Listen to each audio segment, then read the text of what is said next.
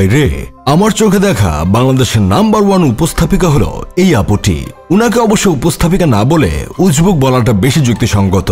এই উজবুক আপুটি এত সুন্দর করে কথা বলেন, উনার কথা শুনে আপনার মনে হতেই পারে আল্লাহ মনে হয় আপুটিকে ব্রেন বাদেই দুনিয়াতে পাঠিয়ে দিয়েছেন। আজ ব্রেন নাই বলেই আপুটি নিজের ব্যক্তিত্ব বাজারে কেজি দরে বিক্রি করে 4টা ডাল ভাত খাওয়ার ব্যবস্থা করছে। যার ব্রেন আছে তার ন্যূনতম কখন কাকে কি কথা বলতে হবে সেই জ্ঞানটুকু থাকে, কিন্তু এই উপস্থাপিকা নামক উজবুক প্রাণীটির ন্যূনতম কথা বলার জ্ঞান নাই। আমার তো মাঝে মধ্যে মনে হয় এই উজবুক প্রাণীটি মুখ দিয়ে কথা বলে না। মুখ দিয়ে কথা বললে তো কথা এত দুর্গন্ধযুক্ত হতো না।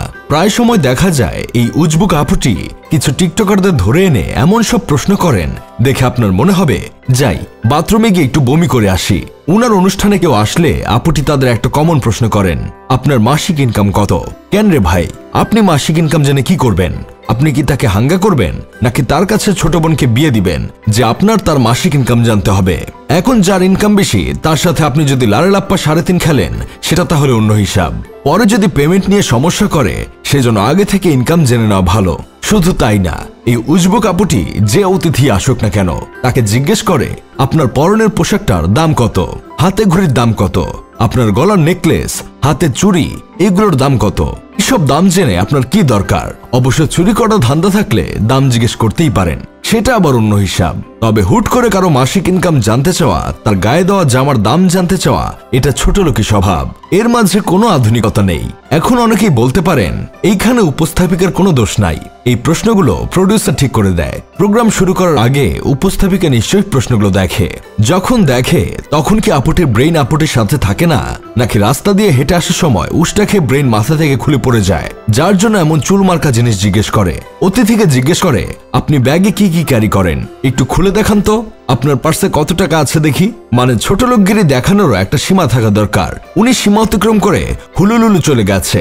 ভাগ্য ভালো এই অনুষ্ঠানে আমার বন্ধু কেরামত কখনো যায়নি। যদি যেত তাহলে ব্যাগের চেইন না খুলে প্যান্টের চেইন খুলে দেখাতো।